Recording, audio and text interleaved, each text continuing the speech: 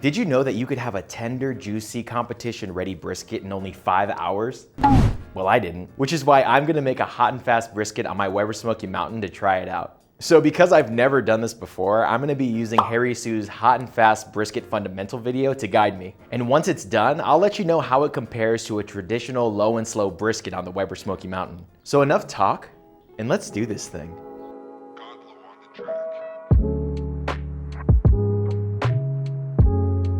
Okay, so I'm gonna be using a prime brisket from Costco for this cook. So the first step is to trim our brisket. Now, if you've seen my other brisket videos, then you're probably aware that my trimming game is absolutely whack. So with that being said, I am trying to follow Harry Soo's trimming method in his fundamentals videos as closely as possible. So the basic principles in his videos was he cut off the corners of the brisket. Again, because we're cooking hot and fast, I think he's doing that so that it doesn't burn on the edges. Also, he was very aggressive in how he cut the fat, so I'm going to try my best to emulate that. So let's get to it.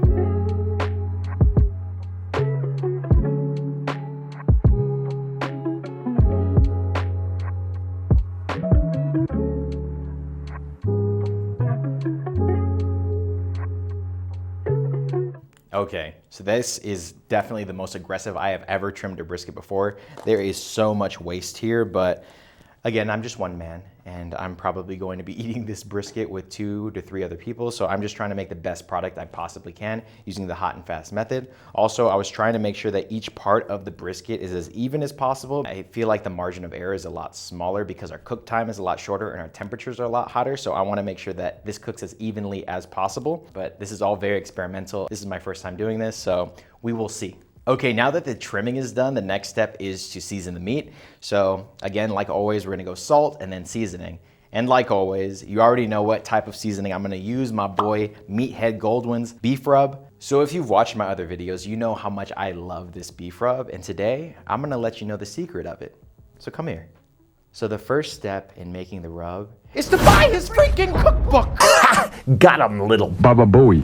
Okay, so I'm gonna go ahead and put the salt on the meat and then put the rub on afterwards.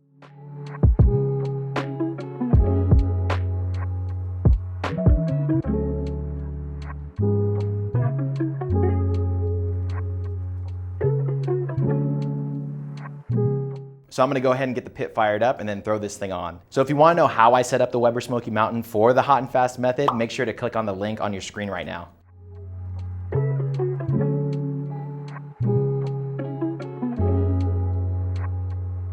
Hey, okay, so I went ahead and put the brisket on. I was getting a little bit worried because I didn't think that the pit was gonna get up to 400, but luckily I was able to do it. Anyways, so the next step is to basically cook this brisket at around 375 to 425. I'm trying to keep it at 400, but I'm gonna basically be cooking it at that temperature for about 2 to 3 hours. And basically every 20 minutes, I have to rotate the grate about a quarter of the way around. Basically, that's gonna allow the brisket to cook evenly. So with that being said, I'm gonna go ahead and just tune in when it's time to wrap it at about the 2.5 to 3 hour mark, and then we'll just go from there.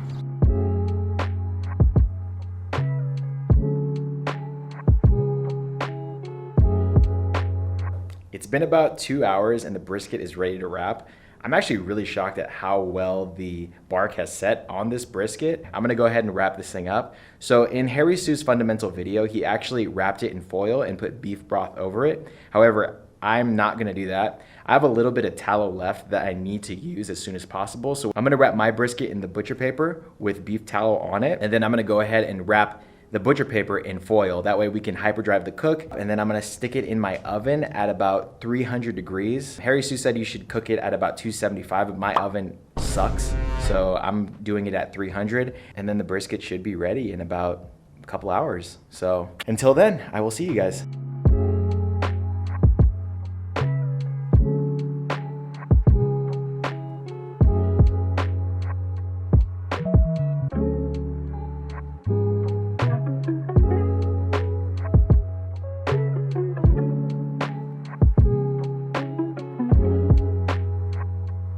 So I just threw the brisket in the oven. So I'm hoping that the brisket will be tender and ready to rest in about 2 hours, maybe 2.5 hours. Again, my oven sucks, so I'm kind of expecting it to take longer than Normal. So in other news, I am an absolute brainlet. Let me explain. So I don't have any nitrile gloves. So what I did was I just put on my cotton liners and I went to go grab the brisket. So basically when I grabbed the brisket, the fat soaked through the gloves and absolutely just burned both of my hands. I have blisters underneath like my fingers. My fingernails are throbbing. Like I am like a mess right now. So lesson learned, the nitrile gloves will help to wick away the fat so it doesn't soak into the glove and absolutely scald your fingers. So yeah, anyways, I'm gonna wait this thing out. Should be ready in about 2 hours, and then I will let it rest in a cooler, and then we will go ahead and cut this thing open and see how it turned out.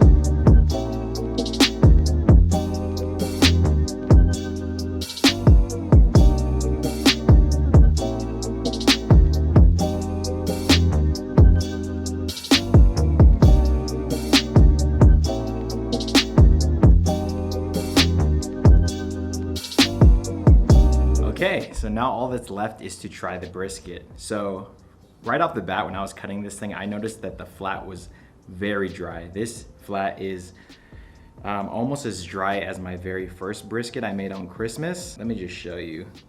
It's like really dry. So I think this is attributed to what I was talking about earlier, where the margin of error is a lot smaller because the cook time is a lot shorter. Kept the Weber Smoky Mountain at about like between 420 to 390. I think I probably should have kept it like 375 to 400. And on top of that, when the bark was set, it was probably like an hour and 45 minutes. And I ended up going about 2 hours and 15 to 2 hours and 20 minutes.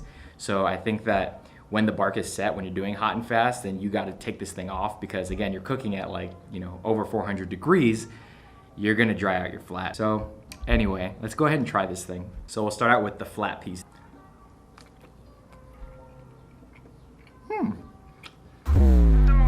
I mean, I like Meathead Goldwyn's rub, so it's really good. Definitely too dry, but I mean, the flavor's there. It's not super tough, it's just dry. Okay, let's go ahead and do a piece of the point. All right, let's go. The actual point is so good. This part right here. This part, again, it's like a little piece of the flat, dry. But all in all, not bad. Definitely edible. I mean, I've had worse brisket than this.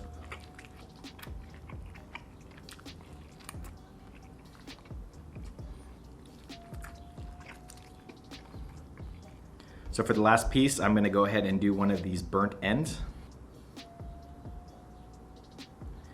So these actually looked really good when I was cutting them up. Had a nice sheen of the fat on it, so I'm really excited to try this. So, all right, cheers. Yeah, I mean, out of all the pieces, that's definitely the best bite. Yeah, bark is really good. I allowed it to set, but again, meat is just very dry for a brisket. This is probably the third worst brisket I have ever done. So out of 16 brisket cooks, this is place number 13. So if I had to compare this with any brisket that I've cooked before doing it low and slow, I can only compare it to the Christmas brisket, and this one is definitely better than that one. So again, it's kind of a flawed test because I'm comparing one of the worst times I've ever cooked brisket on the Weber Smoky Mountain to this first time that I'm cooking a hot and fast brisket on the Weber Smoky Mountain. But I mean, if that's to tell anything, this was pretty good for a failed brisket. But anyways, I hope it was entertaining nonetheless. I hope that you learned something and can learn from my mistakes so that if you do a hot and fast brisket, you can make sure that it turns out nice and juicy. This is definitely not gonna be my last hot and fast brisket, so we will definitely give it another try. This channel is all about learning about barbecue and trying to get better as we go, so I'm excited for the next time we do Hot and Fast Brisket. Anyways, if you're interested in barbecue and fitness related content, make sure to subscribe and I will catch you guys on the next one.